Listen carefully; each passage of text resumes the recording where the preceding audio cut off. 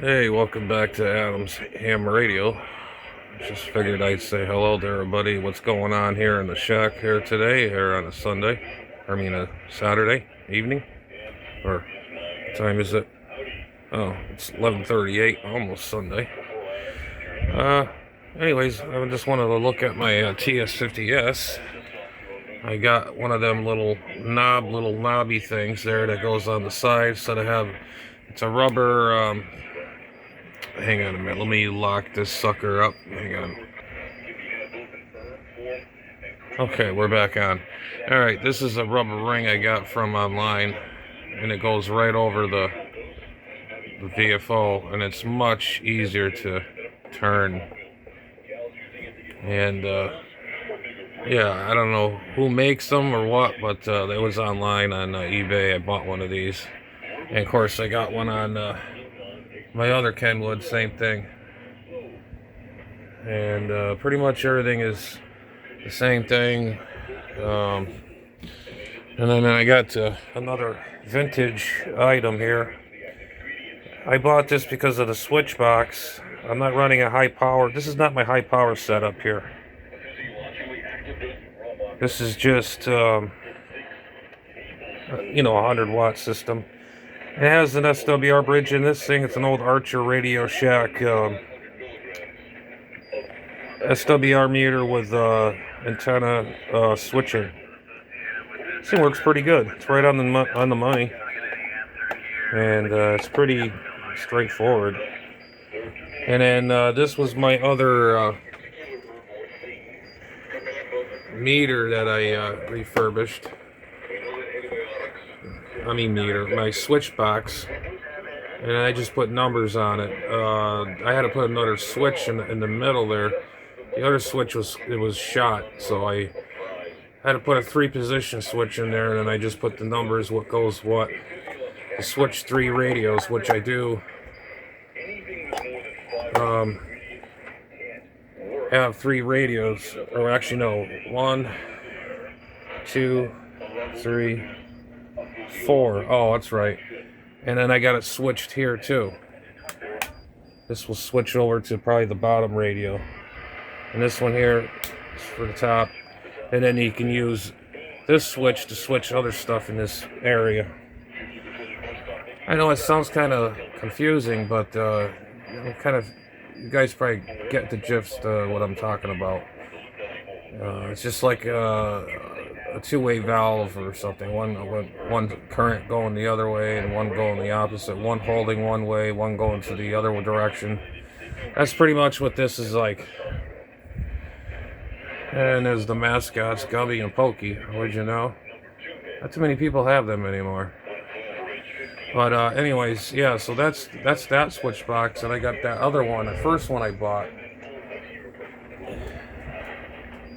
That one's right up here. I took the dummy load thing out of it. It just don't make sense. There's only like a 5-watt resistor in there, and I just made it into a switch, just like I did to this one here too. But I kept that cool looking diamond glass indicator light in there. I could probably just put like a little light in there, modulation light, put like a signal diode in there and put a resistor on the end of it so it won't burn the bulb out. I'll put an LED or something in there. I don't know. So yeah, so that's basically what's going on here. Not much. We're just taking a rest for a little bit. I've been really not feeling good. Same shit, backache, this ache, that aches, I haven't been on the HF in a while because we had to do the thunderstorms and all that other sort. But anyhow, one of these days I'm going to turn on one of these 7300s and then just do a swap-a-roo, like a bloop bloop. And I've been procrastinating for a long time. I got to get this radio out of here. It's got to come out. I got to pull all this stuff down, move this stuff out of the way, and maybe pull this out so I can get in there and pull that radio out, because these ain't light. They're not little lightweights. It's just like with that Heathkit SB200. And all these other stuff that's heavy, you know, it's a pain in the ass. You got to clear shit out to get things in. So, yeah. So that's these Kenwood TS 50Ss. I got this microphone onto it. Usually I have a set little. How the hell that happened? Must have bumped into it or something. I usually have it right about there. It sounds the best. It's an old RCA microphone. Definitely from the 70s, you can tell. I don't know what this thing came off of, but that's the serial number of it. Good microphone. And then I got this, you know, I got that done on the channel. I fixed. This thing still works well. I just need new batteries. All the batteries, 9 volts I got are all dying out. So, you know how that works. But, yeah. So my collections of stuff and whatever else is just growing and growing and growing. It's pretty much the same up there, but down over here, it's one owner radio. This radio here, I think it was a two owner radio, I think, and I was the third person to own it. And then this TS50S I got up here, I did the battery reset kit. The battery, memory, CPU, battery backup. It was the original battery, which I still have. Is right here. It's an old button battery. Now they're lithium ions now. This is the original battery. I think this radio was built in the early 2000s, and that's after that they stopped making this particular radio. And I did open it all up for shortwave and the Mars mod, because I might be getting into that military band or whatever it is like they do now. I'm kind of interested. I got a buddy of mine that does it, and I don't know what, you got to get a call sign or something. I got to figure out how to do it. If anybody out there knows what the Mars requirements are, let me know down below. I like to get into that one of these days. I picked it up actually on my videos one time. But anyways, here's my... they gave me the TS50S manual with microphone, power cable, and yeah, all original manual. And this thing's been well taken care of. I mean, the book's not even torn, it's been well taken care of. This is the original book. But yeah, I used this company right here. This guy, I recommend his products. Whiskey Delta X-Ray 2 radio memory battery kit, and let's see, this is what it looks like. How the instructions, you take apart your, this is the TS4 what is it, the 450S. Whoops, sorry about that. I'm losing my stuff, losing my brain here. And shows you how to find where the battery is. I haven't done this radio yet. I got to get this done, and then I got to pull that tuner out. It's squeaking, squealing, and I think it's locked up. And it shows you where to put the battery. That's the battery I put in the both of my Kenwoods. It's shaped like this. It's round and it's replaceable. You just take the other one out, put another one back in. And you solder into the pins right here and here. Very simple. Very, very simple. Straightforward instructions. That's the old battery right there they would show you. But mine is actually newer than that, like I said. And yeah, this is for the 450S. And this guy, I don't know if he builds these battery kits or what, but I'm gonna buy another one from him for my TS450S. This is for the TS450S, 450S, and the TS50. And it's pretty much the same thing. But yeah, I bought these a while ago. I just never installed them. And so if he's watching, well, your batteries work great, man. I bought them a while ago, and I got them in that one, and this one. If these batteries go in these TS50Ss, when you turn on your power supply, the radio will turn on by itself without turning on your power on and off button. It tells me that your battery, the battery backup is dead.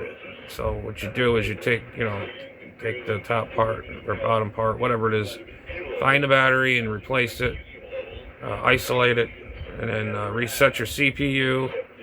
And if you want to get lower sideband on your extra bands, whatever you want to do, you got to go in your menu and go upper lower sidebands menu or something, turn that on, and then turn it off and reset your radio back to factory, and you're all set. Make your settings to your preference. That's pretty much it, really. So yeah, there was another item I had that I don't know if I even showed. It's an old Apollo antenna switch box. I'm gonna have to convert this to just 1, 2, and 3. I don't know if that's. I bought that a long time ago, and got my old vintage single strength meters. That's an old Heathkit. That's an Heathkit one. And all this Heathkit stuff I'm rebuilt. I mean, I rebuilt all these meters. Well, not that one. That's a dummy load. And it's a long back end of it. So, yeah, and I got some vintage, Radio Shack meters. This one, that one. And, of course, the console. They're getting very scarce, I think. And then these things here you find quite a bit often. I think I paid $5 for that. I forgot where, but I had it put away. So I decided, it has the switch box in it, and I got the SWR bridge in my tuner. Now I got one off the line going to the antenna. So the antenna is matched pretty well to whatever I got going on down here in this situation. And let's see. I got some wires in the way.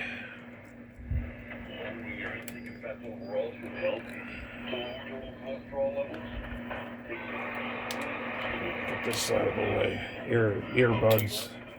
Whatever they call these damn things nowadays. But yeah. I would love to put this on the bench one day and run power through it. Here's the other question too is, all right, I did the optional TXO board option on that radio right here, and works fine, works flawlessly. Yeah, this was the board right here. I didn't have to put the crystal in, and you had to solder it. Whoops. You would have to solder it on the bottom, place the crystal in there, and you solder those pins, and that's it. That's not the case. It was the other style that I showed you in that radio. And I zero beat it on CW, and you have to go into your menu for zero beat, or whatever the heck they call it. I forgot the name of it. It's been a while. I was tired. I did it late at night. But I got it to go on frequency from WWV. Put it on your CW mode, and you have an RF generator inside here. You get a CW key or a switch or whatever have you. Put it in the CW key plug in the back. You put it on WWV on CW, and you hit the oscillator. You hear that oscillator wobbling a little bit, and you adjust that crystal with a plastic tool. And you tune it so it stops fluttering, and you should be set. And it's plus or minus ppm or whatever, so I go with the upper sideband, 15 hertz or something like that. If it matches up, On all these other bands, upper lower sideband, it's right on. So I had a video I was talking on a while ago to a station saying, yeah, it sounds fine, sounds good, it sounds right on frequency, and pretty happy I did that. And there's the other question too. Why are these radios? They say they're 100 watts, and they only put out 50 to 55 watts, depending on how long your wire is, you know, to your power supply or whatever. This radio here will do 100 watts, no problem. That one does 100 watts, no problem. You know, I don't understand it. And those 7300s do 100 watts, no problem. But now the IC70, yeah, the 7300s, the FTDX10 doesn't put out a full 100. I don't know. Is that just a kickback? You know, so you won't save on your finals from the, you know, they don't want the things, the radios coming back from the factory, or is that just a standard thing? Just a peak thing, you know, peak envelope power. I've noticed that during, even when I was using this radio. This is I'm the second owner of this radio, and it's the same thing. It's like it should do 100 watts, and I hit it on the CW, and it does like maybe 80 watts. And on these other rigs, they'll put out 100 on CW. Hit the key. This thing does, I think, a little under, too. But if you put the CW on it, it will do 100 watts. As for that one here, I think it does the 100 watts, too. Or I think it's folded back. I'm not sure. Don't remember. Do I have enough radios? Yes. Do I want more? Yes. There's more other ones out there that seems to be really interesting. I love to get an IC7610. Maybe trade one of these in. And who knows? I don't know. I really don't want to part with anything else, but maybe one of those. And who knows? Time will tell. And you know, I got the IC7300, and then I got the FTDX10 over here. Now I've seen the FT710s coming out in the brewing company now. The 710s are coming out. Everybody's showing them more often, which is pretty interesting and cool. I never really saw them fully operated. Seen a YouTuber, excuse me, been using it. And it was pretty interesting, and I like to try it. Maybe even trade in that too. I'm not sure. Yeah, that too. This and one of those. That should be close to get a 7610 or a Yaesu FT710. I don't know. But I don't know. I'm just rambling on here. I figured I'd give you all a video for this Saturday going into the Sunday evening hours. And yeah, so that's pretty much what's going on here at the Ham Shack, at the Adams Ham Shack, Ham Radio Ham Shack. So we've been having a lot of rain down here, and I'm sure you guys seen my hailstorm video. We've been having a lot of storms lately. I haven't been on the air for at least maybe almost a week, almost. And I could listen to shortwave at night now and then, if you know. And I got my weather radio thing on, so I could monitor the weather or whatever the heck it is. And once that goes off, I unplug the radio, you know. So, but yeah, that's the way it goes in the neighborhood, I guess. But anyways, guys, I figured I'd show you the what's going on here in the shack. Nothing much. It's the same old thing. Just kicking back and messing with antennas. There's an antenna Outback Perth over here. If I can get to it. I don't want to hit the damn fan. Yeah, here it is right here. Been playing around with this. It's been working good, I guess. But I haven't had time to go outside. I've been using it on the patio, and I can't pick a station outside. So, and this is the plug-in bands. You plug your taps in the taps right here. See, this is the original Outback Perth, not those repops. So that's that.